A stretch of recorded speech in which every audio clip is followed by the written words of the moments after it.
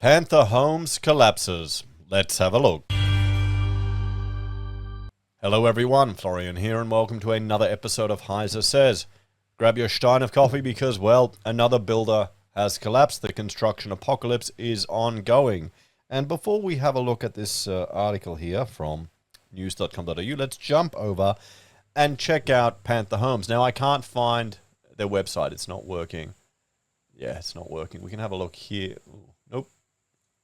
Nope, I'm turning a boomer. I can't even work the bloody internet. We can have a look at some of their pictures. We can see here, so they appear to be a standard spec home builder. There you go. Once again, another one. And this falls in line with everything we've seen with the government overheating the housing sector, guys. Have a look at the video I did earlier today about the HIA's predictions of the housing market falling. You know what? I'm just going to show the worst year in decades. We'll just bring up this little slide here. You can see the peak in housing approvals or housing starts, and you can see the crash here in building approvals. I mean, we knew it was going to happen. When they juiced up the housing sector, we all knew it was going to happen. But hopefully the people... The problem is it's been a profitless boom. I'm going to say hopefully the builders and the subbies have made good coin in this period. But it's been a profitless boom. So it's kind of been shit. We need new leadership that doesn't use the housing sector as just a bloody piñata to stimulate the economy all the time. They need to get out of the way of the sector to let housing supply meet needs, but not use it as their bloody plaything. Am I the only one getting frustrated? So let's have a look here. We can see some of the comments, guys, that they said. We have here local Sina Anderson. This was a month ago. First met Pamela from Panther Homes over 6 months ago. She professionally communicated all my custom new build design needs to her office. And eventually, 3 months later, they sent me the contract. Only a week after, they asked for an increase in price of around $8,000, which I signed for the benefit of moving forward. So there you go. I mean, this is going to be the same story that we've heard again and again. Costs just blowing out. 6 weeks later, as I emailed to follow up and remove a $26,000 provision for a new fence from the contract, they replied saying the price has now gone up the exact $26,000. We had a meeting to discuss and I caved in to pay literally the same without the fence, but with the condition of no more price increases. They agreed, but when we got home, they sent me a variation saying price increases only won't happen in the first quarter of next year. They also gave me the option of a partial refund given they had done nothing on my land and I couldn't trust their word or contract. I decided to move on. They also threatened me to take legal action if I say anything bad about them in the media. So now I recommend Panther Homes for you to go and sign that new build with them to experience what I've experienced. Very best of luck. That's, well... So, it's the same old story, guys. They were in trouble. Looks like. It appears that they were in trouble based on these comments. Let's look at the response. Dear Mr. Anderson, we too are sorry it didn't work out, but believe you were presented with full and factual responses for the price increases required, and to not acknowledge this is quite disingenuous and misleading. Yeah, I mean, honestly, the price increases are probably all completely reasonable. I bet you they were all completely 100% reasonable. I wonder if they got into a mess trading while insolvent.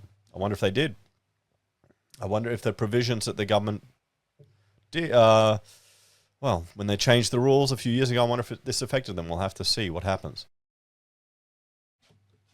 Anyway, let's jump back to this article here and see what Alex Turner Cohen has to say from news.com.au.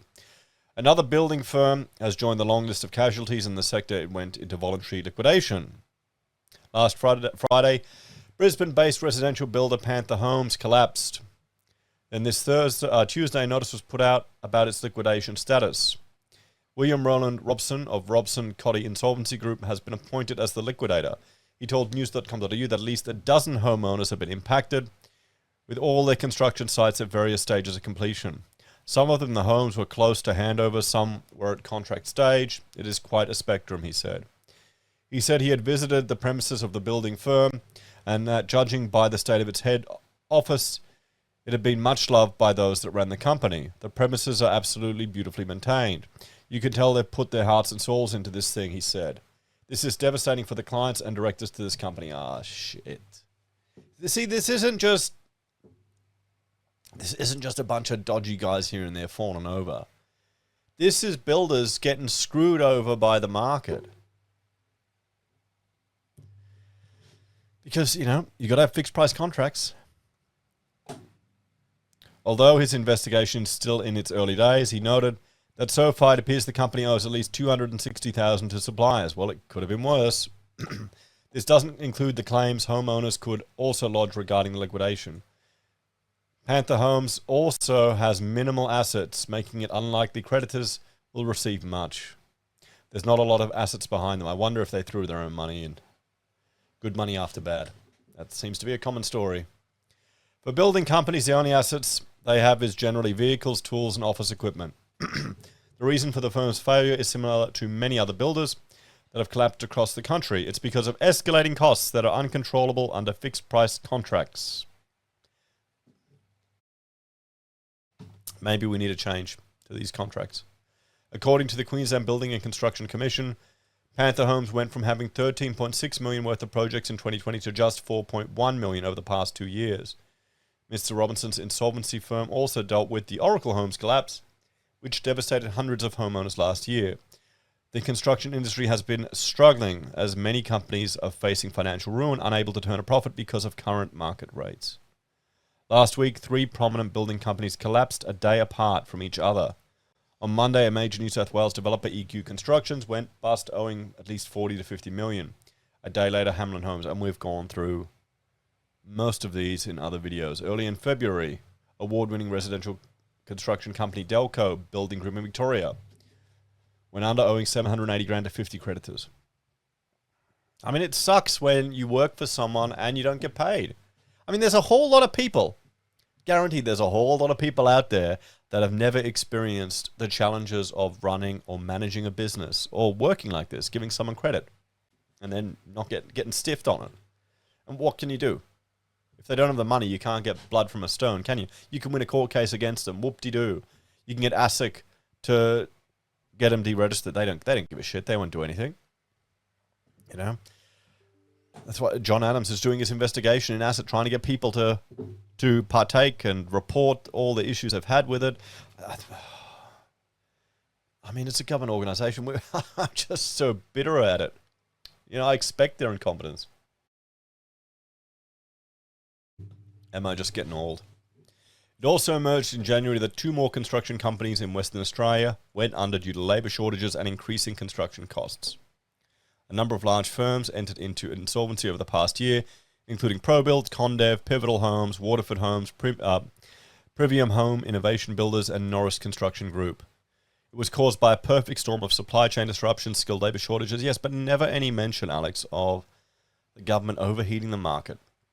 Okay, remember, I'm gonna bring this up here. I know, twice in a day, guys. But someone has to bloody well talk about this, because this is not normal. This keeping the zombie companies alive and setting on a motion, setting the can in motion of bloody well potentially trading while insolvent. That's just insane. That's insane. And then you've got juicing the market, the RBA cash rate going to nothing. You've got home builders screwing over everyone, okay? The HIA, the building company, the tradies, they're all happy for it. It would keep them working. Yeah, until it turned into a profitless boom. They all got screwed over. They all signed contracts real quick because everyone was out there trying to meet government timeframes. Then shipping costs ballooned. Labour shortages increased because everyone was working for everyone else. So you're paying more. The homeowners are getting screwed over. The builders are getting screwed over. And now they're all paying the price because they're all gone bust. And we're not going to learn. No one is going to learn. They're going to vote for the same shit again. Guaranteed. Anyway, let's have a talk about this one, guys.